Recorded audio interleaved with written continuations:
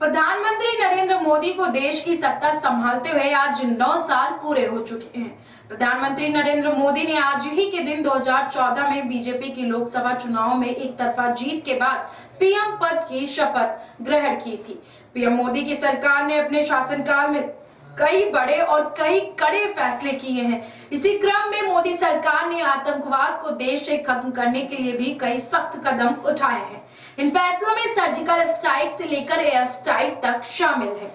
Surgical strike Uri में सेना के बेस पर हुए आतंकी हमले के बाद केंद्र सरकार ने लाइन ऑफ कंट्रोल के उस पार आतंकी बेस कैंप को निशाना बनाते हुए सर्जिकल स्ट्राइक करने का फैसला लिया। इस दौरान भारतीय सेना के जवान वहां गए थे और आतंकियों का पूरा बेस तबाह कर दिया था।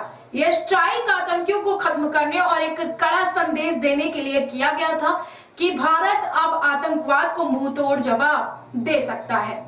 अब बात करेंगे बालाकोट एयर स्ट्राइक की। जम्मू कश्मीर के पुलवामा आतंकी हमले में 40 भारतीय सेना के जवान शहीद हो गए थे, जिसके बाद केंद्र सरकार ने फिर से आतंकवाद से सख्ती से निपटने का फैसला लिया था। इस दौरान एयर फोर्स ने पाकिस्तान के बालाकोट में जैश-ए-मोहम्मद के ट्रेनिंग कैंप पर बड़ा हमला बोला था, जिसमें कई आतंकियों का खात्मा हुआ था।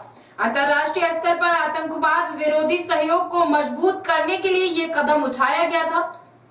आपको बता दें कि मोदी सरकार ने अंतर्राष्ट्रीय स्तर पर आतंकवाद के खिलाफ एक मुहिम छेड़ी और अपने साथ कई देशों का समर्थन हासिल किया। भारत ने आतंकवाद के खिलाफ लड़ाई में दूसरे देशों के साथ इंटेलिजेंस शेयरिंग, ज्वाइंट एक्सरसाइजेस और आतंक विरोधी प्रयासों में तेजी लाने के लिए एग्रीमेंट साइन किए। नेशनल इन्वेस्टिगेशन एजेंसी एक्ट 2019 में केंद्र सरकार ने national investigation agency NIA act में बदलाव किया था। इसका उद्देश्य एनआईए की ताकत बढ़ाना था ताकि ये केंद्रीय जांच संस्था आतंकवाद और बाहरी क्षेत्र के जरिए किए जा रहे ऑर्गेनाइज क्राइम पर मुकदमा चला सके और जांच कर सके। यह संशोधन सरकार ने एनआईए की ताकतों को बढ़ाने के लिए किया था ताकि आतंकवाद से और सख्ती से निपटा जा सके। अब बात करेंगे बॉर्डर सिक्योरिटी को बढ़ावा देने की। केंद्र सरकार ने बॉर्डर सिक्योरिटी पर भी ज्यादा फोकस किया, जिसमें जवानों की तैनाती की संख्या बढ़ाई गई।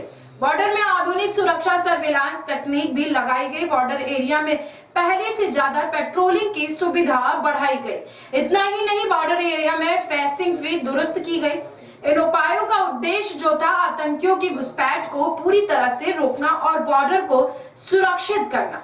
ऐसे तमाम कदम मोदी सरकार की तरफ से उठाए गए, जिनसे देश की सुरक्षा को मजबूती मिली।